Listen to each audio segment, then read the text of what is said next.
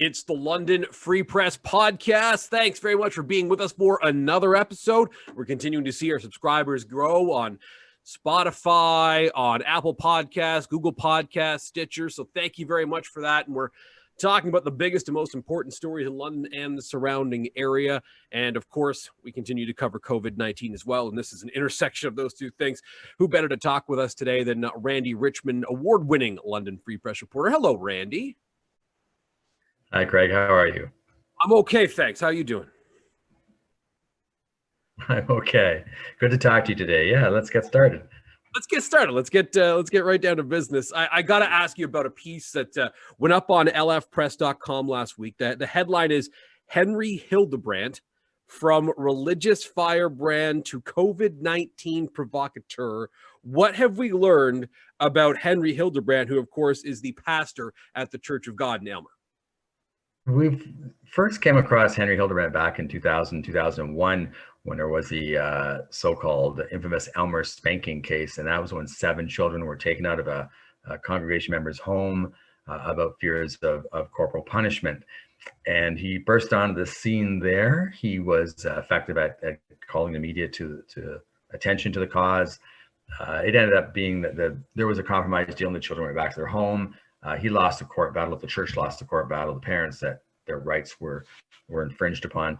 And then he just kind of faded from our public view, at least, maybe not in Aylmer, but faded from view till the spring when he was opening up, having drive-through church services and battling the province's rules prohibiting them. He won that battle. But now, of course, he's in the news a lot because this fall he's become that, as we say, kind of the firebrand in the anti-mask, anti-restriction, and even larger movement that's happening right now. So, we just kind of looked a little bit into his past, the things we could find out. And, we found out that he obviously, his cultural background is Mexican Mennonite. He ended up in Mexico or was in Mexico in the 1980s, joined a church there, Church of God. He followed the pastor of that church to Hamilton when the pastor opened up a church there. And the pastor remembers him as just an ordinary parishioner. He got him a job at a factory. The pastor got Henry a job at the factory. And life was just, normal or usual. And the pastor said he had no inkling that Henry was ever going to be a pastor himself. At some point in the Church of God, a man named Daniel Lane, a member, decided it wasn't strict enough. It wasn't adhering to the Bible enough. So he started his own Church of God Restoration. And they opened up a church in Aylmer. And that's where Henry Hildebrandt joined or became the pastor.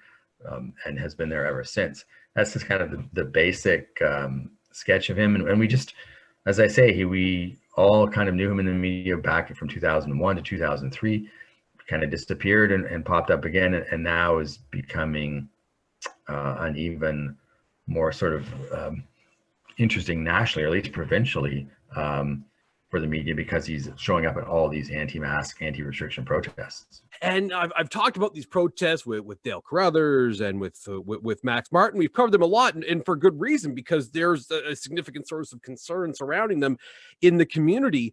I just wonder, and some of these people are not, the people that are involved in these protests are not necessarily associated with Church of God, but one wonders how he's able to get these people to sort of follow him through this and through some of the stories that you already mentioned, but they're willing to sort of throw themselves at the mercy of COVID-19. I'm not saying entirely because their pastor says so, but he's become a bit of I know it seems like a kind of on those comparison, but a bit of an almost religious figure for these people as far as what they're willing to do and how they're willing to follow him.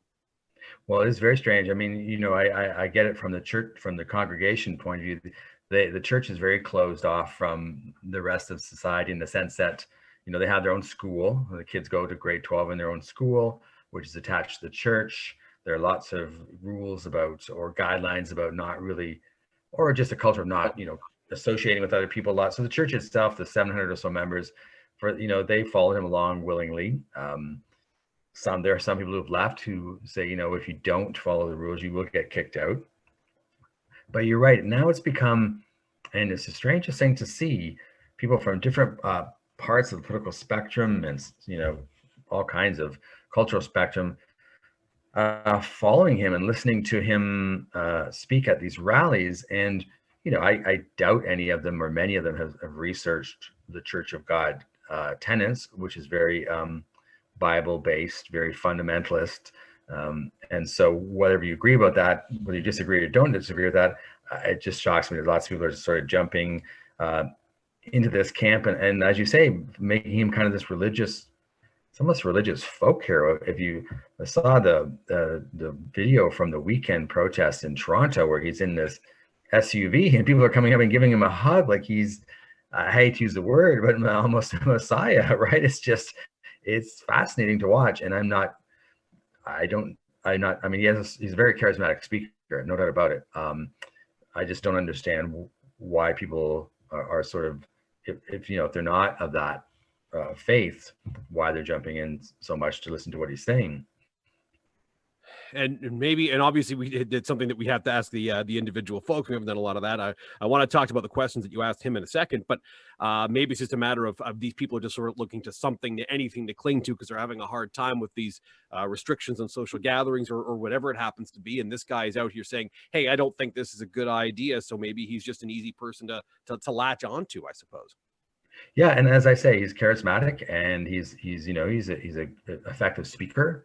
And I've spoken to him many times, or a few times, I guess, and friendly enough. But he's fiery, and it's like we're saying, it's almost become there's people who speak about the politics at these rallies. There's people who speak about the healthcare at these rallies. He's kind of the ones, bringing a spiritual element to it, and maybe that's what these rallies demand. Maybe that's what people are looking for.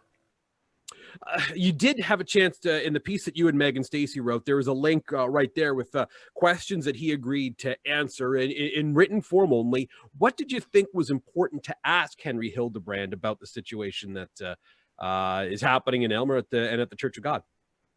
Well, I wanted to make sure we were clear on what he thought about why he was against masks and other medical intervention. And we knew the church, and we know the church in general has that tenet that, outside medicine is not necessary, that God will heal.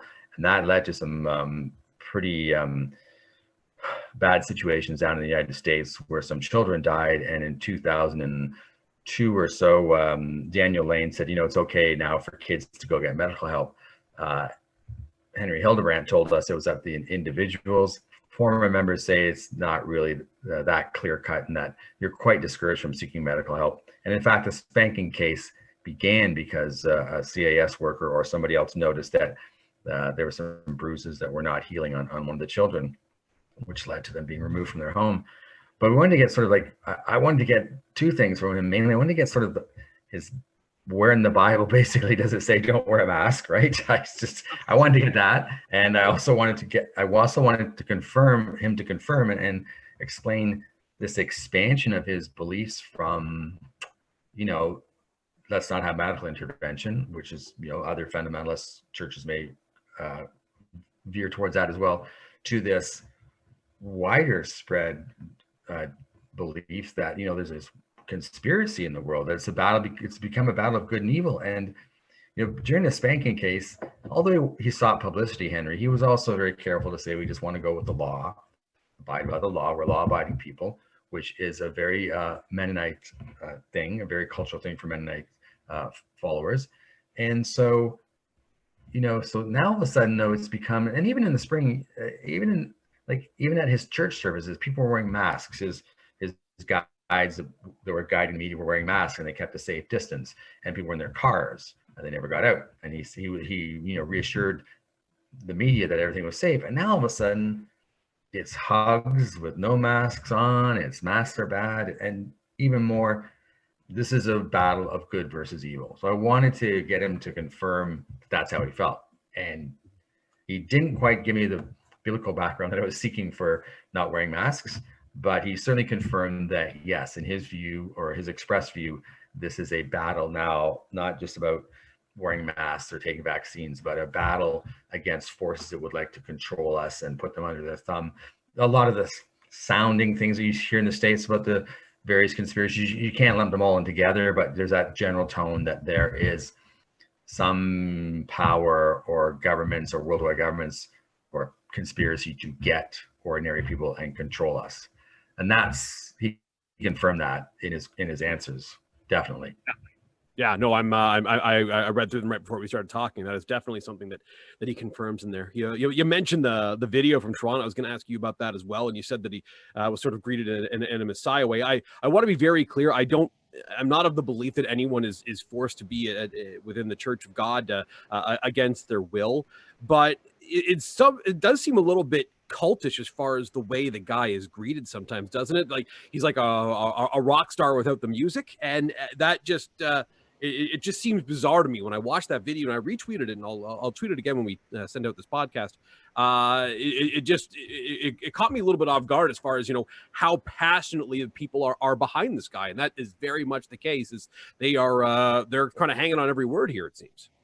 Right, and there's never, even if people I've talked to from the former members of the church, they're not, you're not picked up at your house and led in handcuffs to the church service every Sunday, right? There's people are willingly going there. There can be influence, there can be, communal pressure on any member of any group to go along with the rules, and that may or may not happen there a lot. But yeah, when you talk about that kind of the leadership or the almost cult like, and without knowing, and definitely we don't want to go down that road, but they're not called pastors, they're called prophets and saints, and he's called an apostle, and the church only has, I think they have 12, they probably should have 12 apostles. And that's a title for Christians that is pretty big. And I've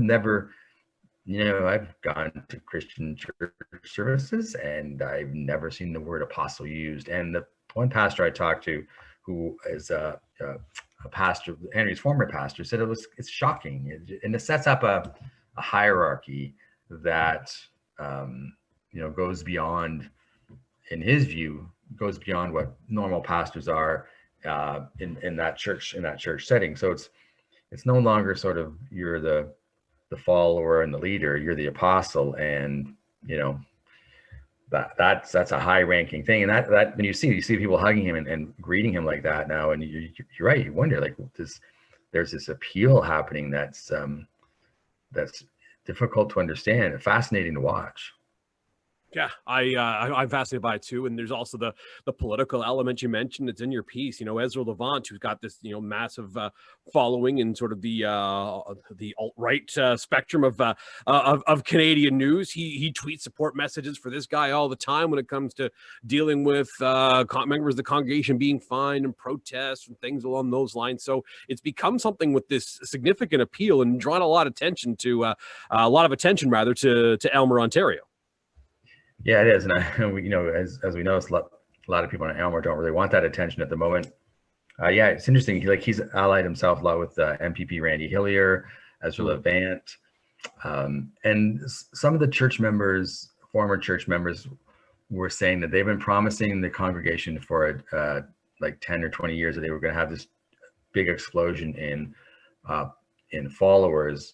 I can't remember. It might be big explosion of followers before the end times, or I'm not sure if it's that close, but they are going to have this big explosion.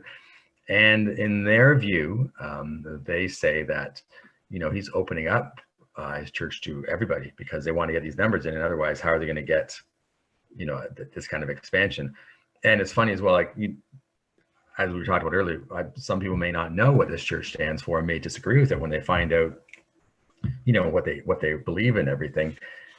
So right now, it's very attractive to a range of people. I don't know if he can hold on to that appeal or not. I don't know what happens after we're all vaccinated and we go about our lives again. But right now, he's caught some fire out there, and he's on fire himself, and he's using it, or you could say he's fanning the flames, or he is he's, as we say, the firebrand in all of this. I'll ask you before we wrap up here, Randy. How does this change or finish? Maybe it doesn't finish with the COVID-19 pandemic if he has these types of willing followers. I don't know what the next political issue might be, but do you think that this following that he's built is something that lasts until we're we're all vaccinated and back to school and all that lovely stuff that we're hoping to get to at some point later in the year? Well, that's an interesting question, because he's now in that group of people who believe there's a worldwide conspiracy, good versus evil, as he said, Satan versus God. Mm-hmm. And he's out there publicly saying that, so he may very well attract people who believe that. In the population, is still relatively a handful of people who follow along at the moment, at least in this country. So I am curious, will he? I mean, he was gone from public view for what, 10, 20 years. So will he just go back and hang on to the few followers who joined because of this, or will he get more followers? Will this become a thing out of Aylmer, that the Church of God is now a representative and a leader in this this belief that there's a worldwide conspiracy? Who knows? It may be, maybe we're seeing a lot more of Henry than we used to. Yeah, certainly possible. Well, hoping that everyone stays safe, and hoping you continue to stay safe and continue to cover these stories for us. Randy, thank you so much for coming on and talking about this. I was glad that you give us a couple minutes here on the podcast. Great. My pleasure. That's London Free Press reporter Randy Richmond joining us here on the London Free Press podcast, which you can get on Stitcher, on Spotify, on Google Podcasts, or Apple Podcasts Plus. Watch us on YouTube and find us at lfpress.com. All the time we have for this week. We will talk to you again actually later in the week for another episode of London Free Press podcast. Thanks for listening.